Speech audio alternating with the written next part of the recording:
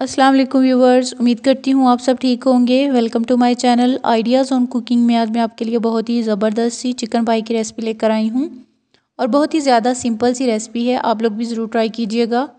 अगर आपको मेरी आज की रेसिपी पसंद आए तो इसे ज़रूर अपने फ्रेंड्स एंड फैमिली के साथ शेयर कीजिए और मेरे चैनल को सब्सक्राइब भी कीजिए। तो चलिए इस ईज़ी सी रेसिपी को बनाना स्टार्ट करते हैं।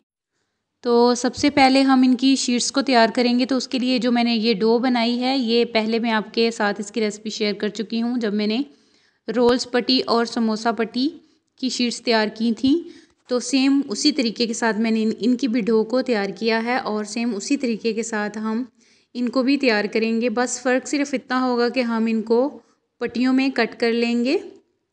तो पहले इस तरह से हल्की हल्की इन रोटियों को हम बेल कर ऊपर ऑयल लगाकर हल्का हल्का सा ऊपर खुश्क आटा डस्ट कर रहे हैं और इस तरह से ऊपर हम इनको रखेंगे और फिर से इसके ऊपर ऑयल और थोड़ा सा खुश्क आटा डस्ट करूँगी मैं।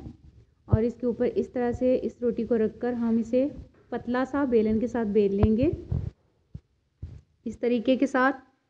और एक बड़ी सी रोटी हम इससे बेल लेंगे। तो आप देख सकते हैं इस तरह से हमने बेल लिया है और इसको मैं अब हल्का हल्का सा तवे पर सेकूंगी। पहले एक तरफ से हम इसको हल्का हल्का सा सेकेंगे और इसकी साइड चेंज करके ऊपर वाली रोटी को हम इससे अलग कर लेंगे और इसी तरीके के साथ मैंने इनसे तीनों को अलग कर लेना है इस तरीके के साथ। तो आप देख सकते हैं ये हमारी शीट्स कटिंग के लिए तैयार हैं। अभी मैं इनकी कटिंग कर रही हूँ। तकरीबन 2-2 इंच का फासला देकर मैंने इसकी कटिंग कर ली है इस तरीके के साथ और ये हमारी शीट्स तैयार हैं। ये देखें इस तरह से ये तीनों शीट्स बिल्कुल तैयार हैं और अब हम इनकी स्टफिंग को तैयार करेंगे। तो उसके लिए मैंने इधर बाउल में चिकन का मोटा मोटा सा कीमा लिया है और इधर मैंने एक पैन लिया है और इसमें मैं ऑयल डाल रही हूँ। तकरीबन 1 टेबलस्पून मैंने इसमें ऑयल का ऐड किया है और इसके बाद 1 टेबलस्पून इधर मैं ग्रीन गार्लिक का ऐड कर रही हूँ। आप चाहें तो इसका पाउडर या पेस्ट भी यूज़ कर सकते हैं। तो मैंने इधर ग्रीन गार्लिक यूज़ किया है और अच्छी तरह से हल्का सा इसे हम पहले भून लेंगे और इसके बाद मैं इधर चिकन ऐड कर रही हूँ। साथ ही काली मिर्च का पाउडर ऐड कर रही हूँ तकरीबन ½ टीस्पून और इसके बाद मैं इसमें ½ टीस्पून ही नमक का ऐड कर रही हूँ। आप अपने टेस्ट के मुताबिक डाल सकते हैं। साथ ही इधर मैंने ½ टीस्पून ही इसमें चाइनीज़ सॉल्ट ऐड किया है। अच्छी तरह से मिक्स कर लेंगे इस तरीके के साथ।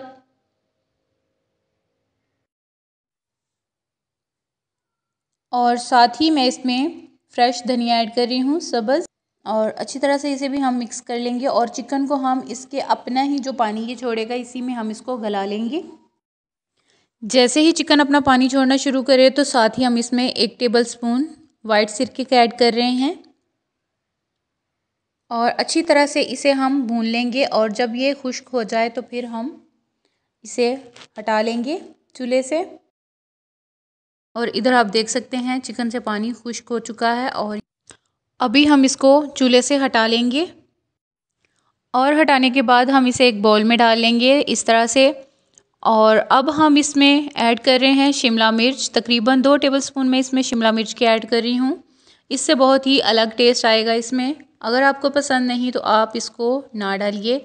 और साथ ही इधर मैं सब्ज़ मिर्च ऐड कर रही हूँ 1 टेबलस्पून और इसके बाद इधर मैं चीज़ ऐड कर रही हूँ मोज़रेला चीज़ बारीक क्रश की हुई। और चीज़ को ऐड करने के बाद इधर मैं रेड मिर्च पाउडर ऐड कर रही हूँ थोड़ा सा इसको स्पाइसी करने के लिए। अगर आपको पसंद नहीं तो ना डालिए, अगर पसंद है तो डाल सकते हैं। और अच्छी तरह से हम इसको मिक्स कर लेंगे स्टफिंग को। तो इधर मैंने स्टफिंग को अच्छी तरह से मिक्स कर लिया है। अभी इसे हम साइड पे करते हैं और इधर बाउल में मैं 2 अंडे डाल रही हूँ। तो अंडों को मैंने डाल दिया है और अब इसमें मैं थोड़ा सा पानी ऐड कर रही हूँ। आप चाहें तो इधर दूध का भी यूज़ कर सकते हैं लेकिन मैंने इधर पानी ऐड किया है। और इसके बाद मैं इधर नमक ऐड कर रही हूँ ½ टीस्पून से भी थोड़ा सा कम और इसके बाद मैं इसमें थोड़ा सा ब्लैक मिर्च ऐड कर रही हूँ पिसी हुई, तकरीबन ½ टीस्पून से भी थोड़ी सी कम। और अच्छी तरह से हम इसे मिक्स कर लेंगे। और अच्छी तरह से मिक्स करने के बाद साइड पे रख दें। साथ ही हमने ये जो शीट्स बनाई हैं इसमें अभी हम स्टफिंग को रखेंगे। इस तरीके के साथ दरमियान में हम स्टफिंग रखेंगे। और स्टफिंग को रखने के बाद इस तरीके के साथ हम इसको फोल्ड करेंगे, एक किनारे से इस तरह से लेकर जो अंडे वाला मिक्सचर हमने बनाया है ये वाला इसके ऊपर हम इस तरह से लगाएंगे ऊपर। और फिर दूसरे किनारे से इस शीट्स को लेंगे और इस तरह ऊपर रखकर इसके ऊपर हम फिर से अंडे वाला मिक्सचर लगाएंगे। इस तरह से लगाने के बाद इसे हम ऊपर से इस तरीके के साथ फोल्ड कर लेंगे और इस तरह इसका मुंह हम बंद कर लेंगे। और सेम इसी तरीके के साथ हम सब में स्टफिंग को भर लेना है।